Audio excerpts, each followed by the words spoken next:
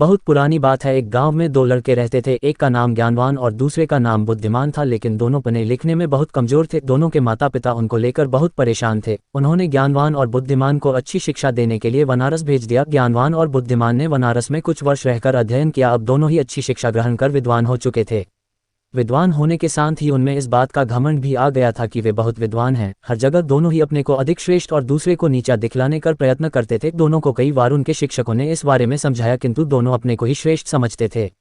शिक्षा खत्म होने के बाद दोनों को बनारस से अपने गांव वापस लौटना था। रास्ता बहुत लंबा था। चलते चलते उन्हें रात हो गई और उन्होंने एक गांव में अपना डेरा डाला। गांव के जमींदार को पता चला कि उनके गांव में बनारस के विद्वान आए हुए हैं। जमींदार साहब ने दोनों विद्वानों को रात्रि विश्राम और भोजन के लिए अपने घर आमंत्रित किया। ज्ञानवान और बुद्धिमान दोनों जमींदार के घर आ गए।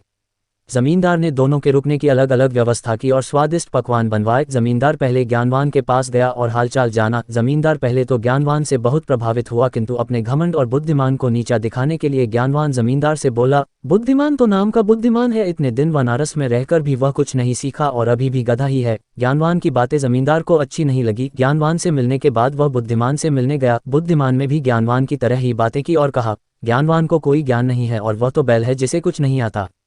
जमींदार दोनों से बहुत निराश हुआ और कुछ देर पश्चात उसने ज्ञानवान और बुद्धिमान को भोजन के लिए बुलाया। दोनों भोजन के लिए आए और जब दोनों को थालियां परोसी गई तो थाली में घास और भूंसा था। थालियां देखकर दोनों जमींदार पर बहुत क्रोधित होते हुए बोले, आपने यहाँ हमें बेइज्जत करने के लिए बुलाया है? क्या हम कोई जानवर है जो आप हमें भूसा और घास खिला रहे हैं?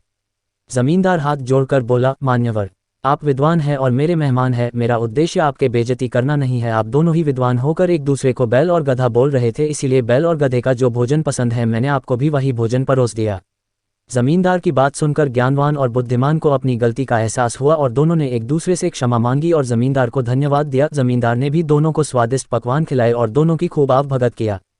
शिक्षा कोई कितना ही बड़ा विद्वान क्यों ना हो, अगर दूसरे को नीचा दिखलाने का प्रयत्न करता है तो उसे भी नीचा देखना पड़ता है।